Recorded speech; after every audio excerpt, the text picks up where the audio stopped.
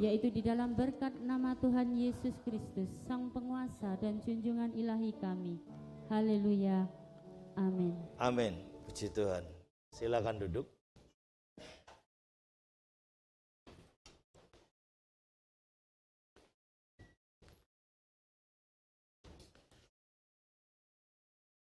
Puji nama Tuhan, Shalom. Sekali lagi, pertama-tama saya ucapkan selamat tahun baru. Semua karena anugerahnya, karena perlindungannya dan pertolongannya. Sehingga setiap kita boleh ada di dalam rumah Tuhan, boleh berbakti pada saat ini, amin. Saudara yang saya kasihi, apa yang Tuhan izinkan dan Tuhan telah lakukan dalam hidup kita sepanjang 2021. Dan kalau saudara saya saat ini bisa ada di tahun yang baru, di minggu pertama pada tahun 2022 ini, sekali lagi semua menjadi bukti bahwa Allah beserta saudara dan saya. Tuhan menyertai setiap kita, ya. Tidak ada yang kebetulan saudara ketika rema tentang penutupan tahun dan awal tahun yang Tuhan berikan, dia datang, aku menang.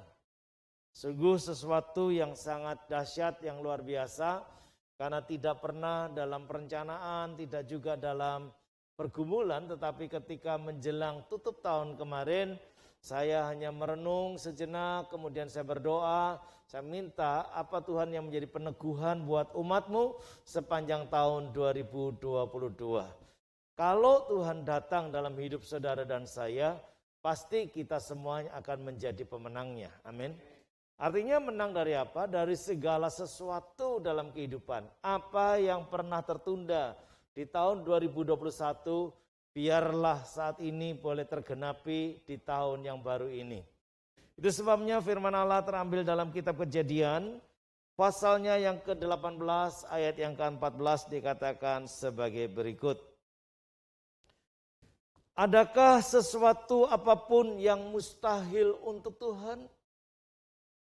Pada waktu yang telah ditetapkan itu, tahun depan, aku akan kembali mendapatkan engkau. Pada waktu itulah Sarah mempunyai seorang anak laki-laki.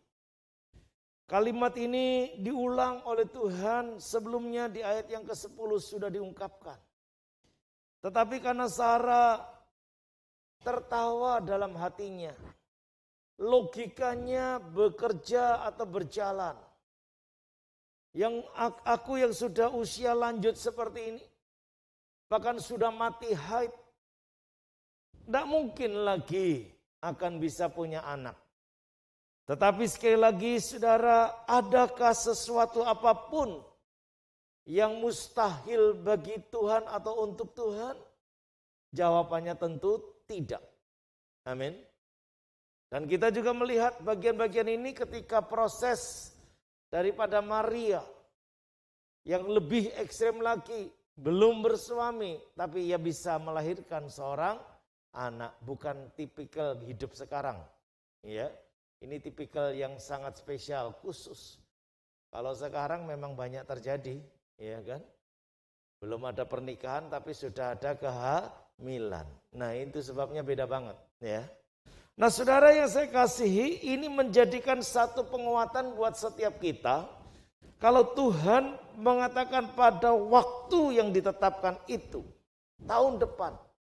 Dan ini berbicara tahun 2022. Ada ketetapan Tuhan, ada ketetapan Allah yang akan dinyatakan. Apa yang pernah dijanjikan oleh Tuhan akan diberikan kepada setiap kita yang percaya kepadanya. Oleh sebab itu tadi saya katakan, apa yang tertunda di 2021, mimpi, cita-cita, keinginan, hasrat, semua apapun di sana, pastikan saudara akan mencapainya di tahun 2022 ini. Karenanya saudara yang saya kasih dalam Tuhan, apa letak kekuatan kita? Hanya andalkan Tuhan. Sebab janji Tuhan ya dan amin, ia tidak pernah ingkar janji. Dan itu sudah terbukti kita benar-benar bisa melewati tahun 2021. Amin. Dan nyata saudara dalam keadaan yang diberkati oleh Tuhan, sehingga kita boleh ada di tahun 2022. Nah saudara yang saya kasihi, Tadi saya katakan ayat yang ke-10, demikian bunyi firman-Nya. Dan firman-Nya, sesungguhnya aku akan kembali tahun depan mendapatkan engkau. Pada waktu itulah Sarah istrimu akan mempunyai seorang anak laki-laki. Dan Sarah mendengarkan pada pintu kemah yang di belakangnya. Dikatakan ayat 11, adapun Abraham dan Sarah telah tua dan lanjut umurnya. Dan Sarah telah mati haid. Jadi tertawalah Sarah dalam batinnya, dalam hatinya, katanya, akan birahikah aku setelah aku sudah layu, sedangkan Tuanku sudah tua. Saudara yang saya kasih, inilah yang menjadi landasan, dasar, sehingga Allah berkata kembali, adakah sesuatu apapun yang mustahil untuk Tuhan? Barangkali saudara sudah buat kalkulasi atau hitung-hitungan dalam proses kehidupan di tahun yang lama.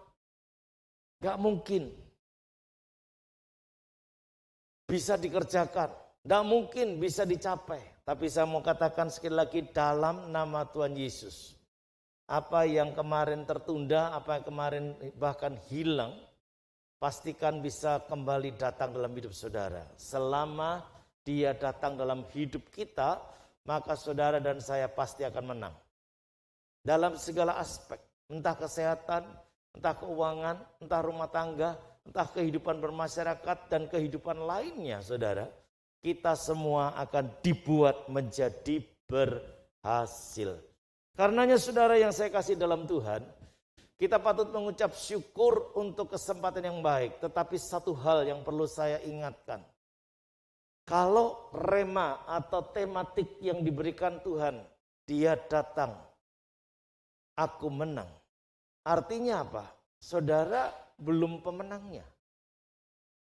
Akan ada persoalan, akan ada pergumulan, akan ada berbagai tantangan dan rintangan. Tetapi ketika Tuhan hadir, ketika Tuhan dihadirkan, ketika Tuhan tinggal dalam hidup kita, maka kemenangan yang gilang gemilang itu akan menjadi bagian setiap kita. Saudara yang saya kasihi, Injil Matius mengingatkan akan kisah perjalanan para murid. Pasal 14 Injil Matius ayat yang ke-22 dikatakan sebagai berikut. Sesudah itu Yesus segera memerintahkan murid-muridnya naik ke perahu dan mendahuluinya ke seberang. Sementara itu ia menyuruh orang banyak pulang. Dan setelah orang banyak itu disuruhnya pulang, Yesus naik ke atas bukit untuk berdoa seorang diri. Ketika hari sudah malam, ia sendirian di situ. Perahu murid-muridnya sudah beberapa mil jauhnya dari pantai dan diombang-ambingkan. Apa saudara? Gelombang karena angin sakal. Saudara yang saya kasih dalam Tuhan, yang dikriteriakan istilah angin sakal adalah angin yang datang dari depan. Kalau saudara sedang berjalan menuju ke selatan, maka dari selatan inilah datang angin sakal yang mendadak.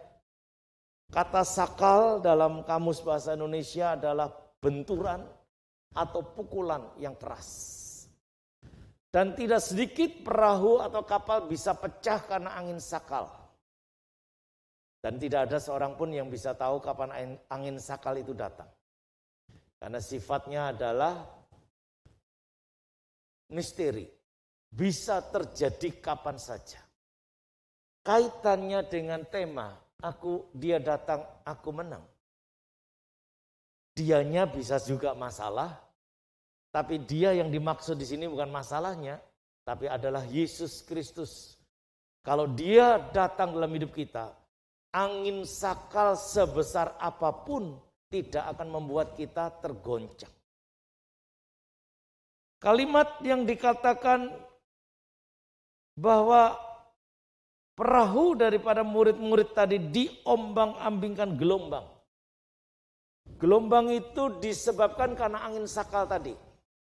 Sehingga menimbulkan gelombang.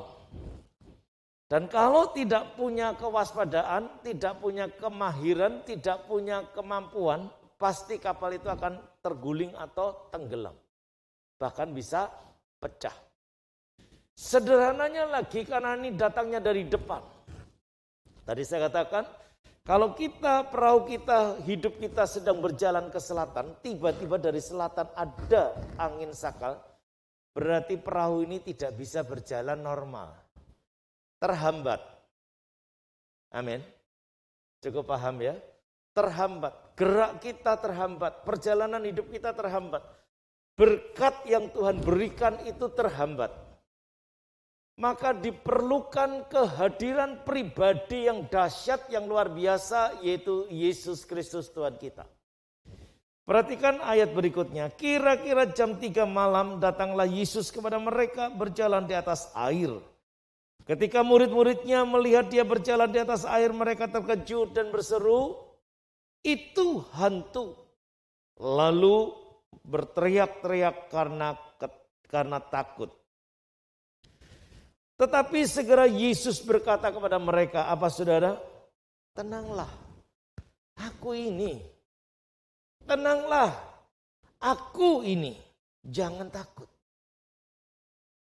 Angin sakal, gelombang yang mengombang-ambingkan perahu hidup saudara selama 2021. Dan barangkali saudara juga menaruh satu pemikiran yang pesimis tahun 2022. Sebab ada beberapa yang bertanya apa yang akan terjadi dengan tahun-tahun ini dan tahun ke depan.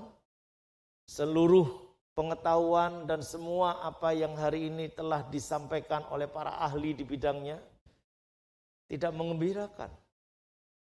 Tetapi sekali lagi kalau ia datang, kata firman, tenanglah. Aku ini, jangan takut. Angin sakal, gelombang yang mengombang-ambingkan perahu hidup kita terkendali oleh hadirnya Tuhan. Nah saudara yang saya kasih dalam Tuhan, inilah yang terjadi ketika angin itu datang secara mendadak. Ayat 32 dikatakan, lalu mereka naik ke perahu dan angin pun redalah.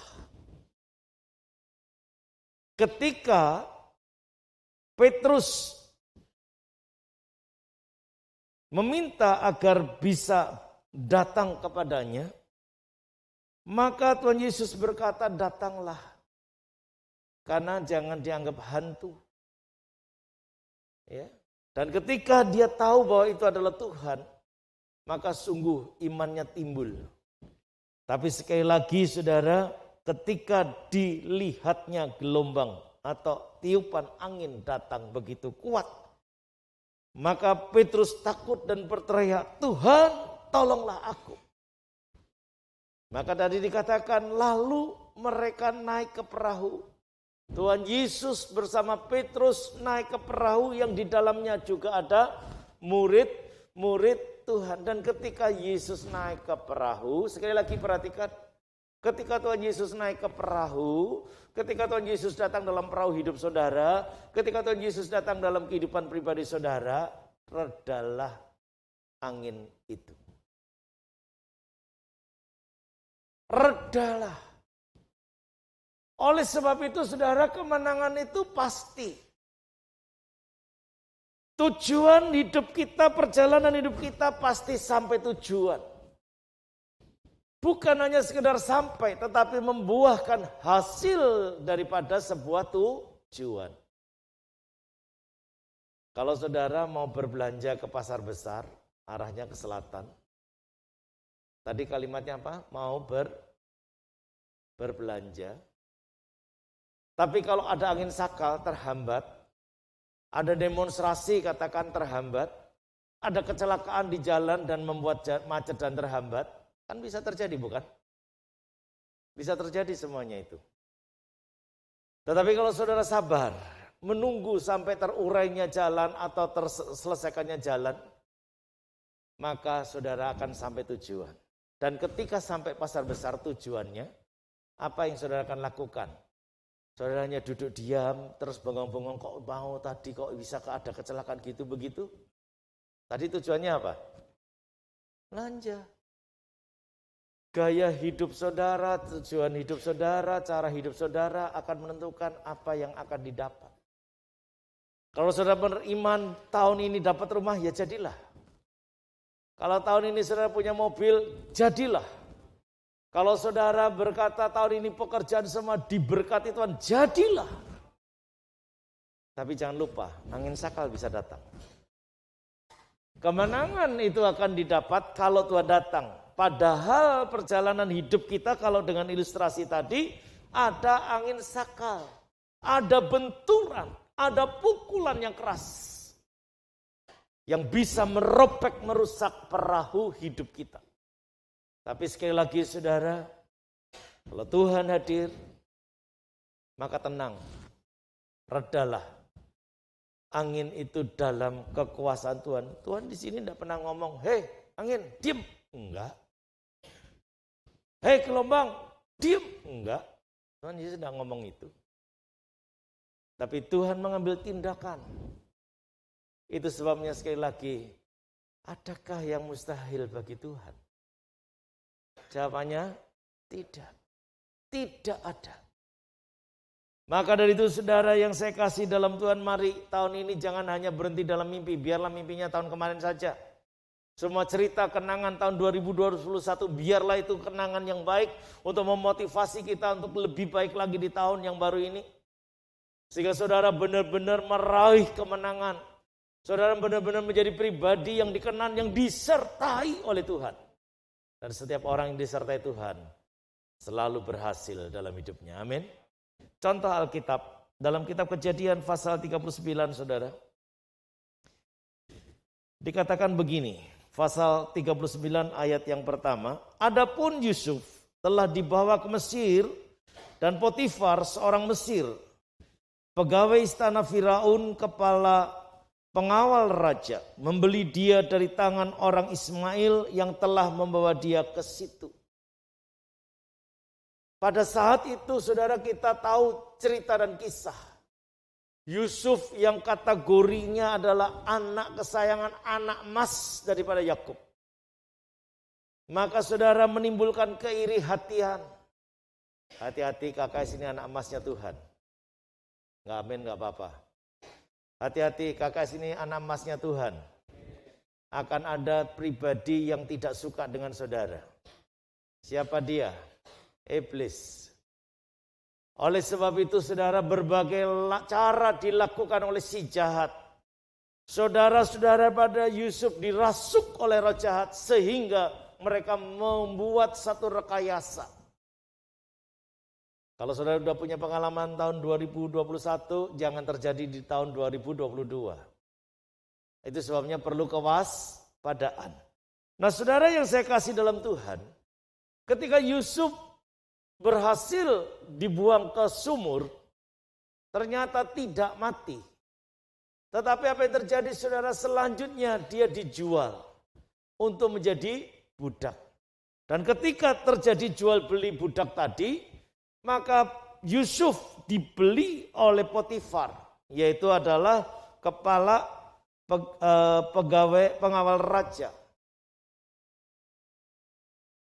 Dan tentunya tidak sebangsa, tidak seiman, tetapi itulah realita. Jadi saya mau ingatkan sekali lagi, KKS yang saya banggakan, yang saya kasihi, waspada. Waspada. Apalagi kalau saudara sampai Tuhan tidak datang dalam perahu hidup kita, hati-hati. Tidak nakut-nakutin, tapi ini sebuah rema. Kata rema itu berarti adalah perkataan Tuhan yang pasti akan terjadi. Ya, yang pasti akan terjadi. Itu sebabnya saudara yang saya kasih dalam Tuhan, ketika Yusuf ada di tangan Potifar, maka firman Allah ayat yang kedua mengatakan begini. Tetapi Tuhan menyertai Yusuf. Kalimat ini kalau saya ganti lagi, tetapi Tuhan menyertai KKS. Menyertai saudara dan saya, amin. Sehingga ia menjadi seorang yang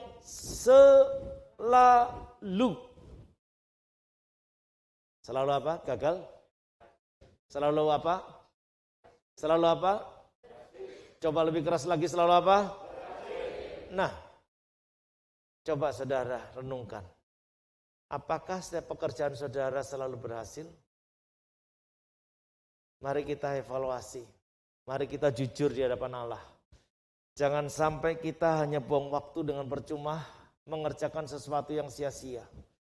Belajarlah rendah hati di hadapannya. Belajarlah mengandalkan Tuhan. Belajarlah mencari wajah Tuhan. Dan benar-benar mau mendengar suara Tuhan. Sehingga perbuatan saudara, pekerjaan saudara, langkah hidup saudara tidak terhambat oleh angin sakal.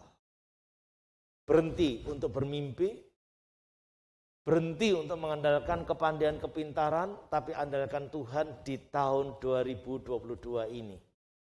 Sebab kita akan diperhadapkan dengan berbagai tantangan dan rintangan yang sangat luar biasa. Pilpres dan pilkada masih lama, 2024. Tetapi saudara, tahapannya akan dimulai bulan depan, Februari tahun 2022, mulai penjaringan. Bisa kebayang saudara yang sudah berlangsung dan terus berlangsung selama ini, yang namanya politik identitas, selalu mengedepankan sara, entah agama, entah golongan dan sebagainya, maka perlu kewaspadaan. Pecah belah daripada bangsa ini akan sangat begitu serius.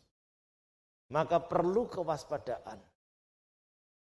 Dan kalau politiknya gonjang-ganjing, dampak psikologis secara langsung kepada perekonomian juga akan sangat serius. Pasti akan gonjang-ganjing. Kalau politik gonjang-ganjing ada gelombangnya, ekonomi ada gonjang-ganjing ada gelombangnya, maka semuanya ini akan berdampak secara langsung dalam kehidupan sehari-hari kita. Usaha apapun orang was-was, mau mengembangkan usaha was-was, mau melakukan ini was-was, bahkan uang mulai seret karena uang dikumpulkan untuk pilpres dan pilkada. Loh, ini secara psikologis harus dipahami. KKS itu kan orang-orang yang cerdas semua. KKS kan adalah pribadi yang istimewa, selalu tahu sebelum peristiwa terjadi. Halo? Amin. Oleh sebab itu saudara perlu kewaspadaan. Jangan biarkan perahu hidup kita terombang-ambing. Politik boleh terombang-ambing, ekonomi boleh terombang-ambing, KKS tetap leading. Amin. Itu sebabnya saudara, kehadiran Kristus Yesus dalam perahu hidup saudara akan membuat tenang dan teduh dalam kehidupan. Maka saudara jangan batasi Tuhan. Sebab sekali lagi tidak ada yang mustahil bagi Tuhan. Apapun tidak ada yang mustahil. Dia penguasa, dia juga yang akan mengendalikan segala sesuatu. Tuhan tidak pernah berkata, hei angin diam, enggak. Hei gelombang minggir, enggak. Tapi dia hadir dalam perahu murid-murid. Redalah angin itu. Kata lain berarti saudara mau yang sepoi-sepoi, mau yang besar, yang melahirkan gelombang, yang mendatangkan masalah serius, berubah semuanya. Oleh sebab itu sekali lagi saudara, dikalimatkan sangat luar biasa. Tetapi Tuhan menyertai Yusuf, tetapi Tuhan menyertai KKS, menyertai saudara semua. Sehingga ia menjadi seorang yang selalu berhasil dalam pekerjaannya. Saya sudah memberikan pesan, ayo kerja secara serius. Bahkan karena saking seriusnya saya simpulkan paling sederhana, carilah duit sebanyak-banyaknya dan secepat-cepatnya. Mumpung duit masih gampang dicari. Dalam bentuk fisik. Tidak lama lagi semua itu tidak ada lagi bentuk fisik. Dan kalau perubahan-perubahan itu sudah terjadi saudara, berarti semakin dekatlah kedatangan Tuhan ke dunia ini. Kedatangan yang kedua kali. Kalau saudara dan saya tidak waspada dan tidak siap, maka kita akan benar-benar goncang. Ya, goncang. Maka saudara hari-hari ini perlu mendapatkan kewaspadaan. Di tahun ini bukan berarti tidak diberkati, tapi ada tantangan, ada angin sakal, ada gelombang yang bisa mengombang-ambingkan. Tetapi kalau Yesus hadir, saudara tenang. Maka Tuhan berkata, tenanglah, tenanglah aku ini. Jangan takut, kata Tuhan. Apapun yang sedang diramalkan atau diceritakan oleh para pakar, para ahli yang saudara ikutin, karena viral medsos ini hebat sekali. Tapi coba saudara, saya rindu setiap hari itu ada yang ngomong sama saya di WA sama saya, Pak kok enggak ada renungannya gitu, enggak ada sampai hari ini. Lebih seneng lihat-lihat YouTube, lihat-lihat viral-viral yang lain atau TikTok-an, lebih seneng. Ya. Kok belum ada yang WA sama saya, Pak Bapak hari ini belum kirim renungan loh, belum ada yang kirim sama saya begitu. Nah, mungkin disalahkan lagi, lah Bapak salah sendiri kok enggak kirim renungan. Ya kan, salah terus saya nih. Ya. Artinya apa? Saya ingin ada sebuah kerinduan. Keintiman dengan Tuhan memberikan jaminan perahu hidup kita akan tenang. Apapun yang dikerjakan selalu berhasil. Berkat itu tidak usah dikejar. Dengar baik-baik sekali lagi, berkat tidak usah dikejar. Dia diperintahkan datang dalam hidup saudara. Amin. Ketenangan itu tidak pernah membuat murid-murid itu berdoa puasa. Enggak. Gelombang tadi tidak membuat murid-murid doa puasa. Tapi Yesus datang, tenang. Bukan berarti doa puasa tidak perlu. Makanya saudara, karena begitu banyaknya orang pintar hari ini, kadang-kadang kita berdialog, berdebat seperti itu capek. Udahlah, kita mau uji diri kita masing-masing. Betulkah aku ini orang yang berkenan di hadapan Allah? Saudara yang tahu persis. Betulkah aku ini orang yang percaya kepada Yesus Kristus? Minggu-minggu lalu, akhir tahun lalu sudah diingatkan. Kalau saudara orang yang percaya kepada Yesus, saudara orang yang melakukan akan perintahnya yaitu mengasihi sesama, saudara orang yang dikenan, saudara pasti berhasil. Amin.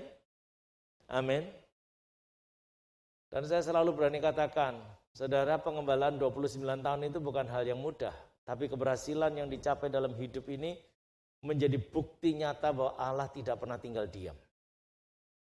Dan saya juga mengamini dan mengimani kalau saudara bisa masuk tahun 2022 menunjukkan bahwa Tuhan hadir dalam hidup saudara. Amin. Nah saudara yang saya kasih dalam Tuhan, sekali lagi Yusuf disertai oleh Tuhan, maka segala pekerjaannya selalu berhasil. Berkat itu datang secara luar biasa. Kitab Ulangan pasal 28 ayatnya yang ke-8 dikatakan begini. Kita baca bersama-sama saja ayat ini. 2, 3. Tuhan akan memerintahkan apa? Memerintahkan apa? Memerintahkan apa?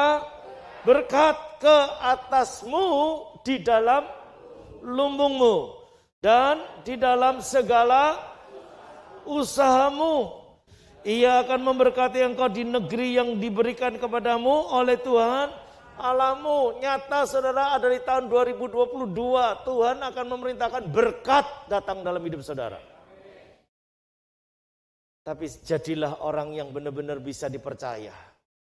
Jadilah pribadi yang benar-benar dikenan olehnya. Karena janji Tuhan ya dan amin. Dia tidak akan membuat saudara tergeletak, tapi saudara akan tenang.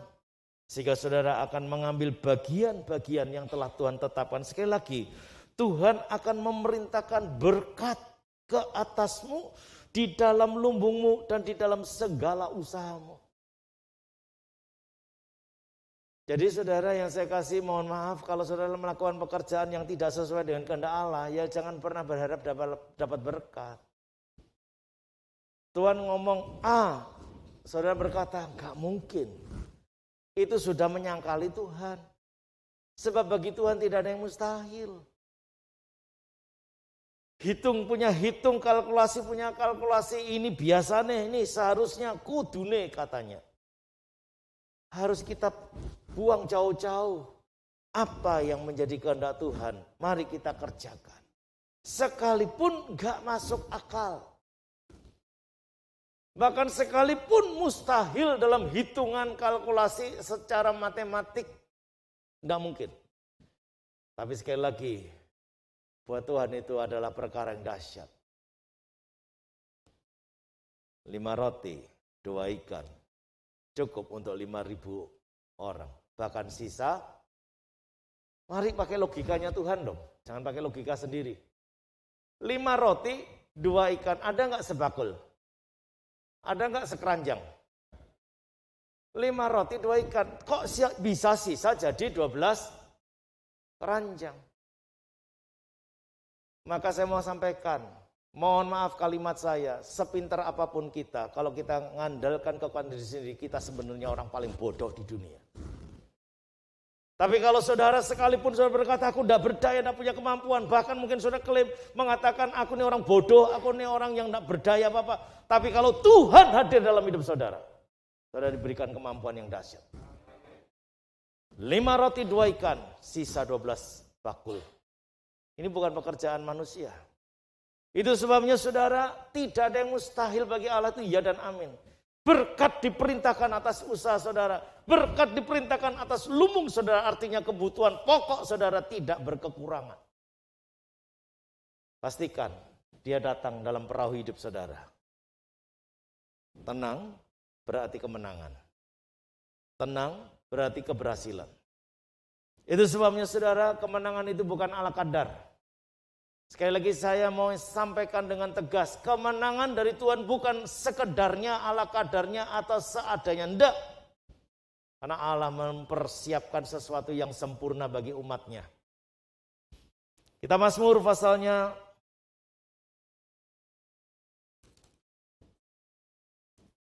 yang ke-20. Mari kita amini bersama-sama dengan keras. Mazmur pasal 20 ayatnya yang ke-5. Kiranya diberikannya kepadamu apa yang kau kehendaki. Halo? Saudara punya kehendak enggak? Ayo diamini ya. Kiranya diberikannya kepadamu apa yang kau kehendaki. Apa yang kau kehendaki diberikan.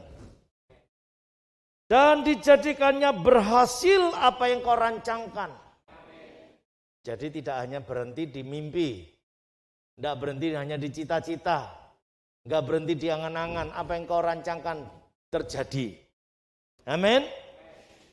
Ayat yang ke-6, kami mau bersorak-sorai tentang kemenanganmu dan mengangkat panji-panji demi nama Allah kita. Kiranya Tuhan memenuhi segala permintaanmu. Nek sing apik kok amine tenanan. Tapi nek ngomong waspada mendelik kabeh.